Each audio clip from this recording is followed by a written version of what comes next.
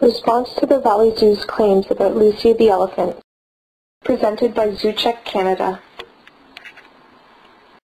The Valley Zoo in Edmonton, Alberta is the current home of Lucy, a 34-year-old female Asian elephant. In response to concerns by people from the general public and from animal protectionist groups about the zoo's decision to keep Lucy, despite the fact that Edmonton's climate is inappropriate for elephants, the fact that she is socially isolated, and the fact that she has a tiny enclosure, the zoo recently created a video which they have made widely accessible on their website. Unfortunately, many of the claims in this video are bogus and scientifically unfounded, so Zoocheck Canada decided to make our own video addressing these claims. Claim 1. Lucy lives very well at the zoo because the Valley Zoo is allowed to take her out for walks, so Lucy's quality of life is pretty darn good. No, Lucy's quality of life is not very good. Lucy spends up to 90% of her time shuffling around or standing stationary in her small outdoor enclosure, less than half an acre in size, and in her even smaller indoor barn. She can't walk or exercise naturally. Lucy's outdoor enclosure is barren, with mostly hard earth floors and no vegetation. She has to spend the majority of her time indoors because she is confined at night and during long periods during Edmonton's cold winter weather. Lucy is periodically taken on short, extremely controlled walks, but the distance that she walks is just a tiny fraction of what she would walk in a better, more natural environment. In the wild, elephants are highly active, spending 18 to 20 hours each day foraging, walking, exploring, and socializing. When Lucy's life at the Valley Zoo is compared to the life of her counterparts in the wild, or even to the lives of other captive elephants in more appropriate social settings, her quality of life comes up short in every aspect. Also, Lucy isn't able to socialize and interact with other elephants, which is critical for her psychological well-being. Claim 2. Lucy gets to come out 3 to 4 hours a day to graze, so she is a lucky girl. Not true. Lucy doesn't get out of her enclosure to graze 3 to 4 hours every day. If it's too rainy or cold or the keepers just don't have enough time, Lucy doesn't get to go for her walks. After an analysis of zoo records for 2008, it was revealed that there were 63 days where Lucy did not come out of her enclosure, and on other days she was only brought out for an hour or two, which is a mere 7.5% of her day. Good elephant husbandry systems provide elephants free access to all available space 24 hours a day. For example, if Lucy were kept at one of the U.S. elephant sanctuaries, she could choose to spend all day outside, go on walks with other elephants, or go for a swim. By being able to make her own decisions, Lucy would be able to make a meaningful contribution to the quality of her own life. Right now, however, Lucy's current reality is quite different, and her life is regimented, controlled, and boring. Does Lucy consider herself lucky? Would you? Claim 3. An elephant in a well-cared-for environment is perfectly happy in a much smaller environment, and according to the standards set out by zoo associations, Lucy's needs are significantly exceeded. No, the Valley Zoo does not exceed or even meet the zoo industry's own standards.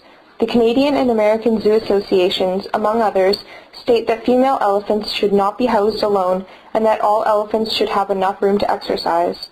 The Government of Alberta's zoo standards state that animals must be kept in appropriate social groups, and by keeping Lucy in isolation, the Valley Zoo is in violation of provincial law.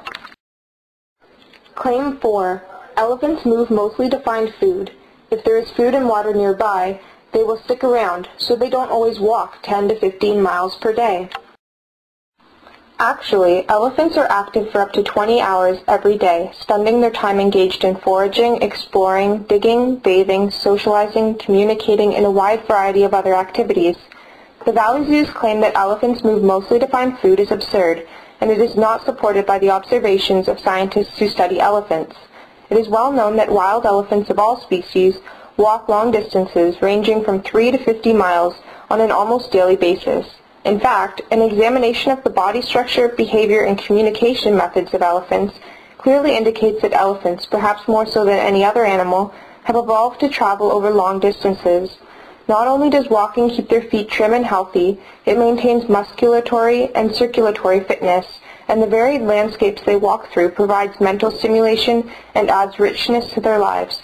Elephants move for a wide variety of reasons, not just to find food or water. Claim 5. African elephants are more active and need more space but Asian elephants, like Lucy, are less active, so Lucy's enclosure is more than adequate for her needs. No, all elephants, whether African or Asian, are mobile animals that have evolved to move, forage, and explore over large spaces. In the wild, elephants inhabit areas that are several hundred to several thousand square kilometers in size. Elephants experience a dizzying array of habitat types, surface features, textures, sounds, and environmental conditions. They may travel across mountains, valleys, grasslands, forests, along riverbanks, or even through swamps, or a combination of different habitats. Lucy's pen is tens of thousands of times smaller than the smallest known home range of any wild elephant. No matter how you look at it, Lucy's living space is incredibly small for an elephant. Claim 6. Lucy's building was specially designed for her because the exterior is rough, the floors are heated and drained properly, and there is a bed of sand.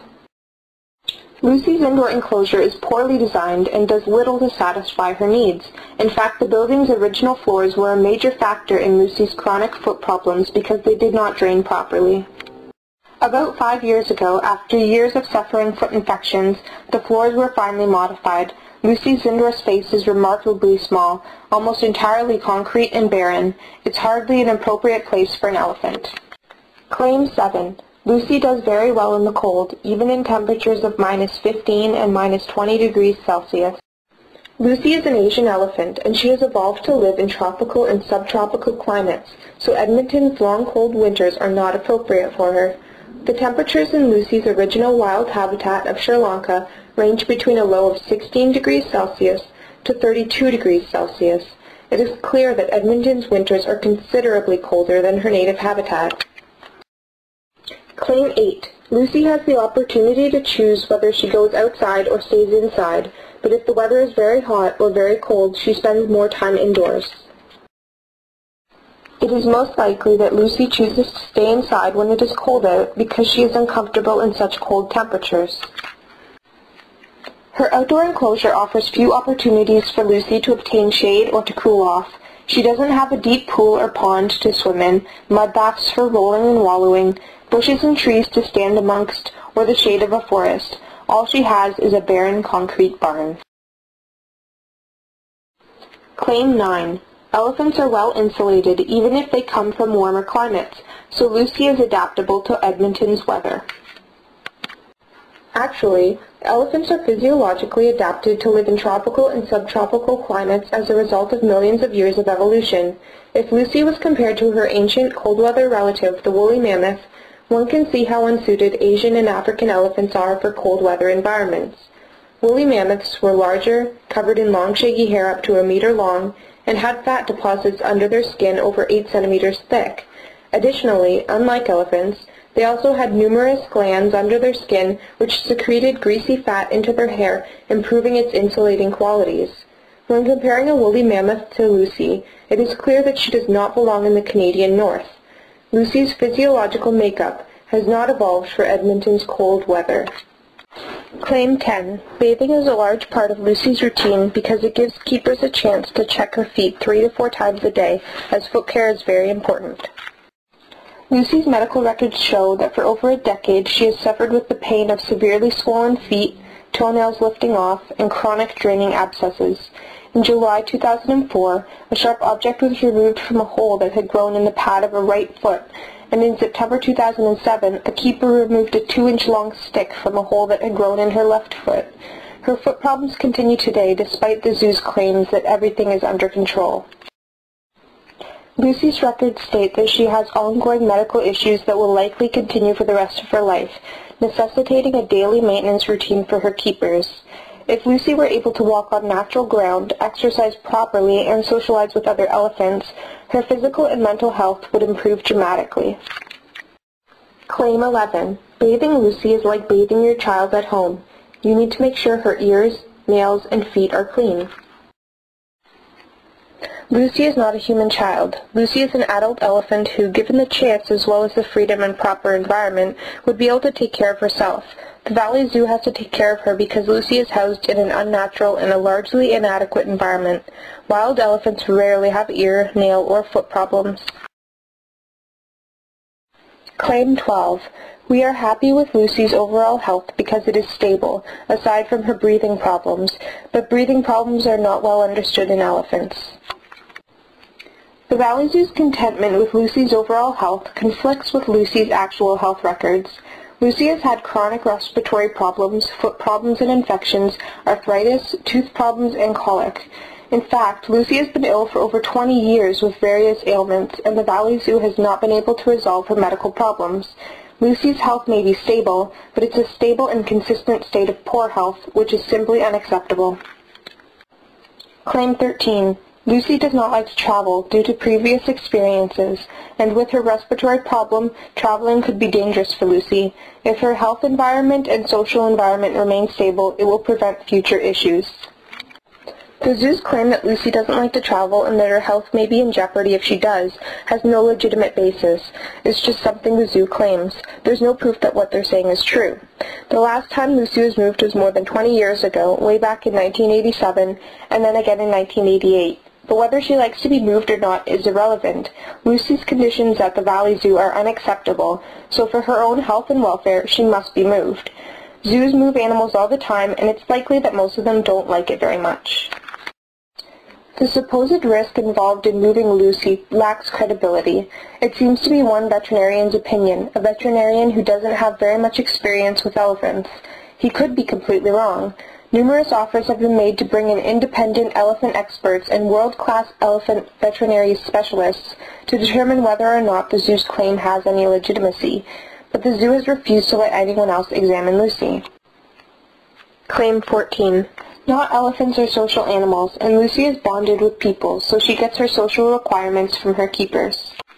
Actually, female elephants have the most complex and extensive social network of any mammal studied, other than primates.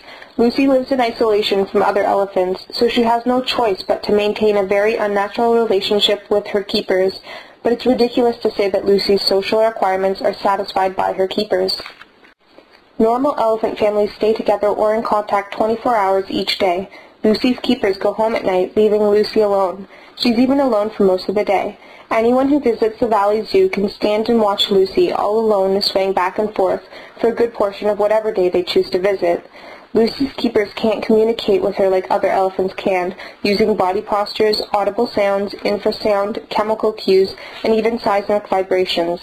Lucy's keepers are not a substitute for a real elephant family. Claim 15. Lucy loves to push down trees, browse, and eat tree root bulbs. Lucy also has lots of things for shade in her enclosure, so the zoo is taking care of Lucy's needs. Actually, Lucy only gets to browse when she is taken on her very short, controlled walks.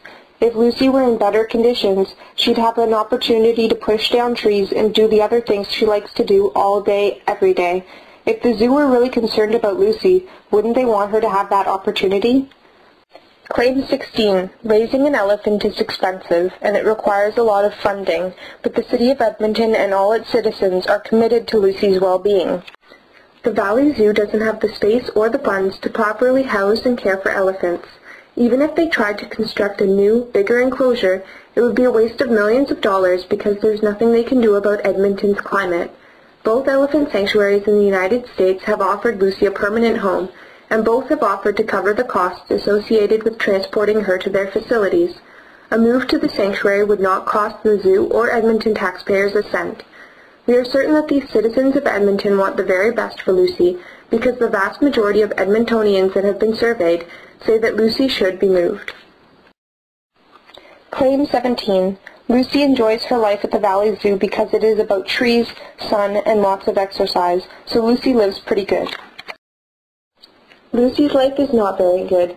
Lucy does not get to enjoy trees, warm temperatures, and lots of exercise. In fact, Lucy lives in a barren environment and suffers from boredom, health issues, and social isolation. Lucy's life needs to change.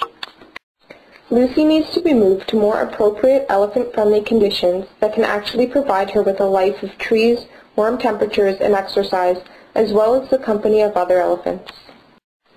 For more information on Lucy and what you can do to help get her an independent veterinary assessment so that she can be moved to a more appropriate environment, thereby bringing the Valley Zoo into compliance with provincial law, please visit www.savelucy.ca. www.savelucy.ca. If you would like to learn more about the fascinating lives of elephants, we suggest that you go to your local library and read some of these excellent books about elephants.